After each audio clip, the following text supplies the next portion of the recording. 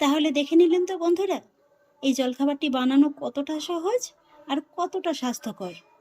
আশা করছি আমার আজকের এই রেসিপিটি আপনাদেরও খুব ভালো লেগেছে। নমস্কার বন্ধুরা, অনুভার রান্নাঘরে আরও একটি নতুন পর্বে আপনাদের সবাইকে স্বাগত জানাচ্ছি। বন্ধুরা, আজকে আমি আপনাদের সুজি আর আলু দিয়ে তৈরি করে দেখাবো দুর্দান্ত স্বাদের সকালের জলখাবার। এই রেসিপিটি কিন্তু খুবই স্বাস্থ্যকর, বাচ্চা থেকে বড় সকলেই কিন্তু খেতে পারেন। আর সেই জন্য প্রথমে বন্ধুরা আমি কিন্তু সুজিটা তৈরি করে নেব।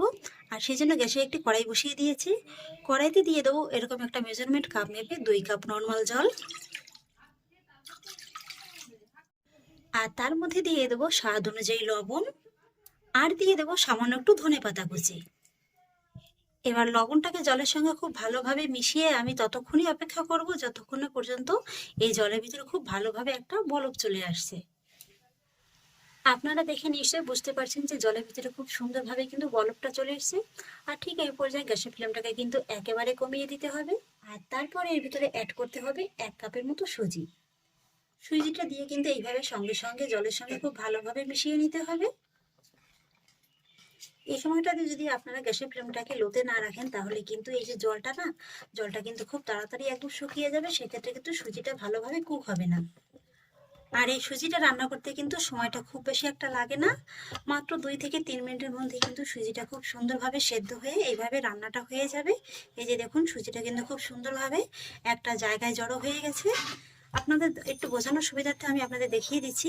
এইভাবে হাতে সামান্য একটু নিয়ে দেখবেন, যদি দেখেন যে খুব সহজে একদম হাতে এইভাবে বলের মতো হয়ে গেছে তাহলে বুঝবেন যে সুজিটা পারফেক্টভাবে রান্না হয়ে গেছে। আর এবার কিন্তু গ্যাসের ফ্লেমটাকে অফ করে দিতে হবে। আর তারপরে সুজির মণ্ডটাকে অন্য একটি বোলের ভিতরে ট্রান্সফার করে নিতে হবে। এইভাবে একটু স্প্রেড করে দেবো যাতে করে মণ্ডটা একটু তাড়াতাড়ি ঠান্ডা হয়ে যায়। আর এবার চলুন আজকের এই রেসিপিটির জন্য একটা স্টাফিং তৈরি করে নেব।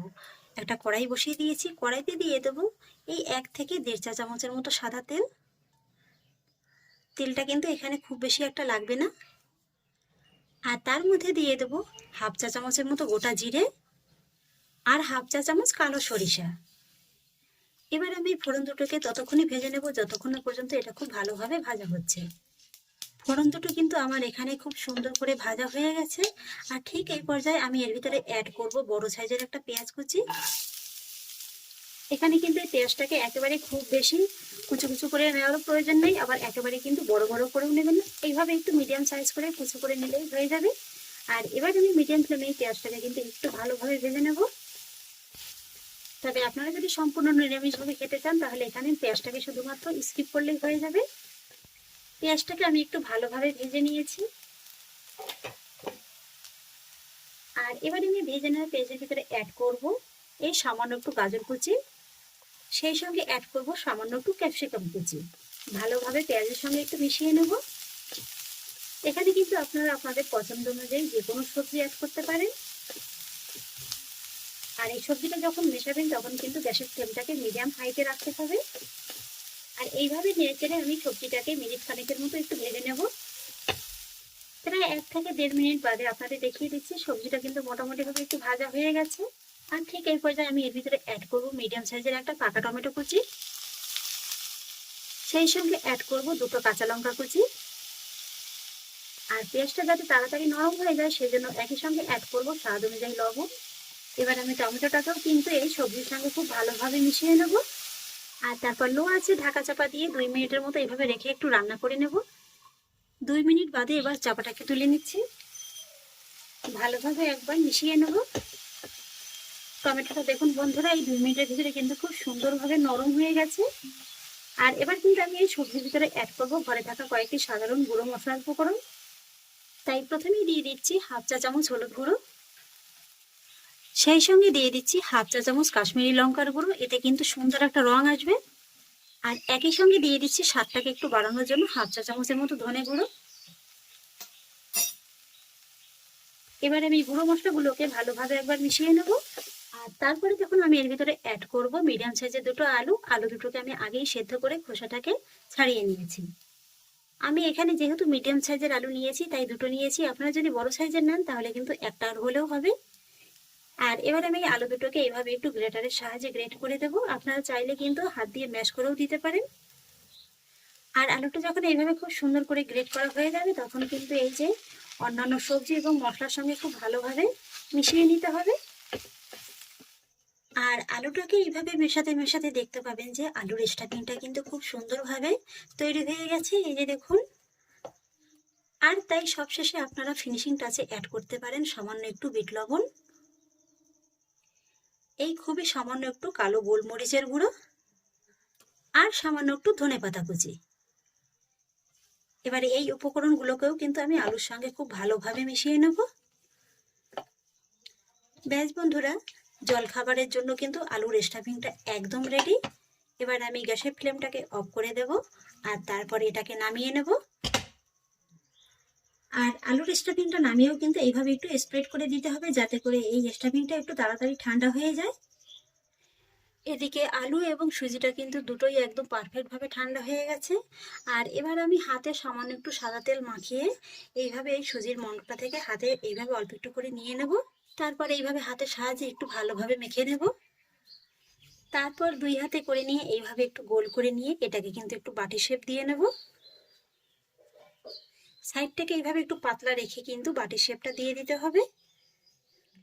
আর তারপর আমি যে আলুর স্টাফিংটা তৈরি করে রেখেছিলাম এইভাবে কিন্তু অল্প একটু করে নিয়ে নিতে হবে। আর তারপরে যে সুজির যে বাটির শেপটা দিয়ে দিয়েছি এর ভিতরে দিয়ে দিতে হবে। আর তারপরে কিন্তু এইভাবে খুব সহজেই একেবারে মোড়া যাবে। দেখুন, খুব সহজেই কিন্তু এইভাবে মুড়ে ছিল করা যাবে।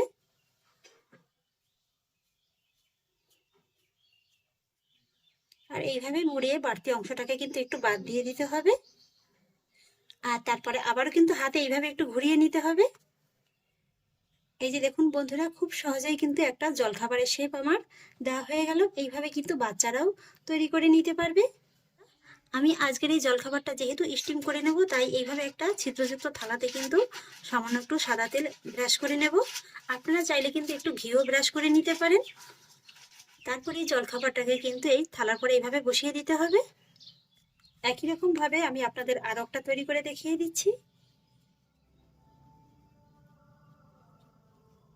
এই যে বন্ধুরা, আমি আরো একটা তৈরি করে নিলাম। আর এটাও কিন্তু এভাবে বসিয়ে দেবো। আর চেষ্টা করবেন এইভাবে একটু হালকা গ্যাপ রাখার, কারণ এটা যখন ভাপানো হবে তখন কিন্তু হালকা করে একটু ফুলে যাবে। আর এইভাবে কিন্তু আমি সবকটি জলখাবার তৈরি করে নেব। আর এবার দেখুন বন্ধুরা, আমি জলখাবারগুলোকে ভাপিয়ে নেব। আর সেই জন্য একটা ডেচকিতে কিন্তু আমি বেশ খানিকটা পরিমাণে জল আগেই বসিয়ে খুব ভালোভাবে গরম করে নিয়েছি। আর এবার আমি জলখাবারের থালাটাকে কিন্তু এইভাবে এই পাত্রের মুখে বসিয়ে দেবো। আর তারপর ঢাকা চাপা দিয়ে মিডিয়াম আঁচে আমি জলখাবারটিকে 10 থেকে 12 মিনিটের মতো ভাপিয়ে নেব। বন্ধুরা, আজকে আমি আপনাদের শুধু একটা হেলদি জলখাবারই তৈরি করে দেখাবো না, সেই সঙ্গে একটা হেলদি স্যালাডও তৈরি করে দেখাবো। আর সেই জন্য নিয়ে নিয়েছি একটা বাটি। বাটির ভিতরে নিয়ে নেব মিডিয়াম সাইজের একটা পেঁয়াজ কুচি। পেঁয়াজটাকে এইভাবে একটু প্রথমে কিন্তু ছাড়িয়ে নিতে হবে। সেই সঙ্গে নিয়ে নেব এইভাবে লম্বা লম্বা করে কেটে নেওয়া ছোট সাইজের একটা গাজর। একই রকম ভাবে নিয়ে নেব লম্বা লম্বা করে কেটে নেওয়া ছোট সাইজের একটা শসা।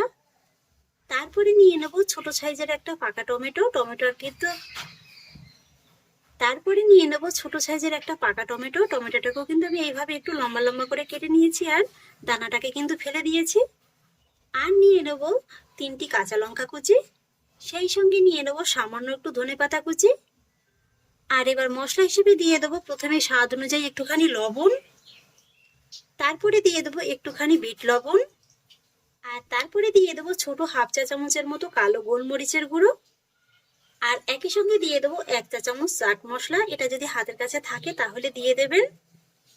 আর তারপরে সবসময় একটু সামান্য একটু পাতিলেবুর রস ছড়িয়ে দেবেন, এতে করে কিন্তু স্যালাডটা খেতে খুবই ভালো লাগবে। এবার ফাইনালি সমস্ত উপকরণগুলোকে আমি হাতের সাহায্যে একটু মেখে নেব। ব্যাস বন্ধুরা, তৈরি হয়ে গেল খুবই চটপটা স্বাদের হেলদি একটা স্যালাডের রেসিপি। একটা সাইডে রেখে দেবো। আর এদিকে কিন্তু 10-12 মিনিট হয়ে গেছে, জলখাবারটা কিন্তু একদম তৈরি হয়ে গেছে। এই যে দেখুন, ফুলে কিন্তু বেশ অনেকটা বড় হয়ে গেছে। এবার কিন্তু আমি গ্যাসের ফ্লেমটাকে অফ করে দেব। আর তারপরে জলখাবারটা একটু ঠান্ডা হয়ে গেলে এভাবে একটু তুলে নেব। এবার বলছি, আপনারা যদি জলখাবারটিকে এইভাবে একদম স্বাস্থ্যকরভাবে খেতে চান তাহলে কিন্তু এইভাবে শুধু শুধু খেতে পারেন। আর যদি একটু চটপটা স্বাদের করে খেতে চান তাহলে কিন্তু এইভাবে একটু তরকার মধ্যে একটু জলখাবারগুলোকে হালকা করে একটু ছটা করে নিয়ে খেতে পারেন। আর সেই জন্য দেখুন একটা ফ্রাই প্যানে কিন্তু আমি 1 টেবিল চামচের মতো সাদা তেল দিয়ে দিয়েছি। আর তার মধ্যে দিয়ে দেবো হাফ টি স্পুনের মতো গোটা জিরে আর হাফ টি স্পুনের মতো কালো সরিষা। আর একই সঙ্গে দিয়ে দেবো হাফ টি স্পুনের মতো হিং। আর তারপরে সমস্ত ফোড়নগুলো যখন একটু ভালোভাবে ভাজা হয়ে যাবে তখন আমি এর ভিতরে অ্যাড করব সামান্য একটু ধনেপাতা কুচি। এবার লো ফ্লেমে কিন্তু এগুলোকে একটু ভালোভাবে ফ্রাই করে নিতে হবে, মোটামুটি 4 থেকে 5 সেকেন্ডের মতো একটু ফ্রাই করে নিলেই কিন্তু হয়ে যাবে। আর তারপরে এর ভিতরে অ্যাড করুন হাফ টি স্পুনের মতো কাশ্মীরি লঙ্কার গুঁড়ো আর 1 টেবিল স্পুন সাদা তিল। এবার আরেকটু ফ্রাই করে নেব। ব্যাস সমস্ত কিছু যখন ভালোভাবে একটু ফ্রাই করা হয়ে যাবে তখন কিন্তু একটা একটা করে জলখাবার বসিয়ে দিতে হবে। আর তারপর হালকা করে এইভাবে একটু টচে করে নিলেই কিন্তু হয়ে যাবে।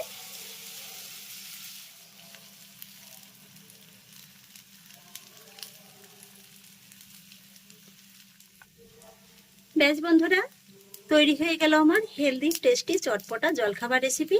এবার আমি গ্যাসের ফ্লেমটাকে অফ করে দেব। সামান্য একটু টমেটো কেচাপ আর স্যালাদের সঙ্গে কিন্তু এই জলখাবারটি আপনারা অবশ্যই সার্ভ করতে পারেন। খেতে কিন্তু দুর্দান্ত লাগবে।